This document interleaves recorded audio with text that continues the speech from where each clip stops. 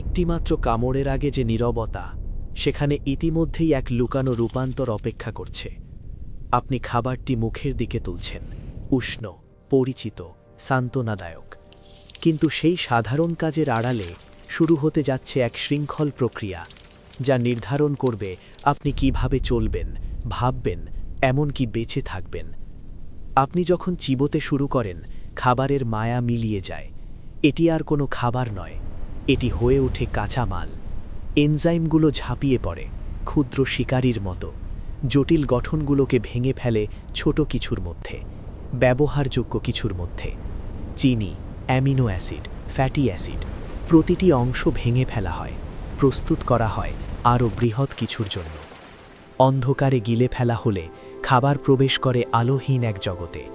পেশিগুলো ছন্দময়ভাবে সংকুচিত হয়, এটিকে আরও গভীরে ঠেলে দেয় পাকস্থলীর অম্লীয় ঝড়ের মধ্যে। এখানে এটি দ্রবীভূত হয়, ভেঙে যায়, আবার রূপান্তরিত হয়। যা একসময় স্বস্তি দিত, এখন তা হয়ে ওঠে অপেক্ষামান জ্বালানি। ক্ষুদ্রান্ত্রে শুরু হয় এক নীরব বিনিময়। ক্ষুদ্র গঠনগুলো জীবন্ত আঙুলের মতো প্রসারিত হয়, পুষ্টিগুলোকে টেনে নিয়ে যায় রক্তপ্রবাহে। এটাই সেই পরিবর্তনের মুহূর্ত, বাইরে থেকে ভেতরে, খাবার থেকে আপনার মধ্যে। বিশাল রক্তনালীর জালের মধ্য দিয়ে বহন হয়ে এই পুষ্টিগুলো অন্ধকারে জলজলে সংকেতের মতো ভ্রমণ করে। লাল প্রবাহগুলো জীবনের স্পন্দনে ধ্বনিত হয়, তাদের বহন করা উপাদান শরীরের প্রতিটি কোণে পৌঁছে দেয়। হৃদয় নিরবিচ্ছিন্নভাবে এগুলোকে সামনে ঠেলে দেয়। এখানে কোনো বিরতি নেই, কোনো দ্বিধা নেই। প্রতিটি কোষের ভেতরে শুরু হয় চূড়ান্ত রূপান্তর। অক্সিজেন পুষ্টির সাথে মিলিত হয় এক নিয়ন্ত্রিত, অদৃশ্য আগুনে।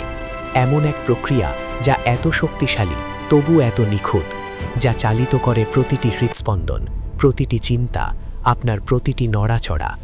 এখানেই জন্ম নেয় শক্তি, কিন্তু কোনো কিছুই মূল্য ছাড়া আসে না।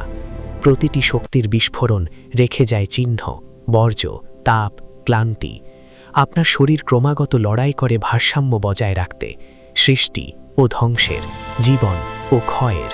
তাই পরের বার যখন আপনি একটি কামড় নেবেন, এটি মনে রাখুন, আপনি শুধু খাচ্ছেন না, আপনি শুরু করছেন এক প্রক্রিয়া যা গড়ে উঠেছে বিলিয়ন বছরের ইতিহাসে।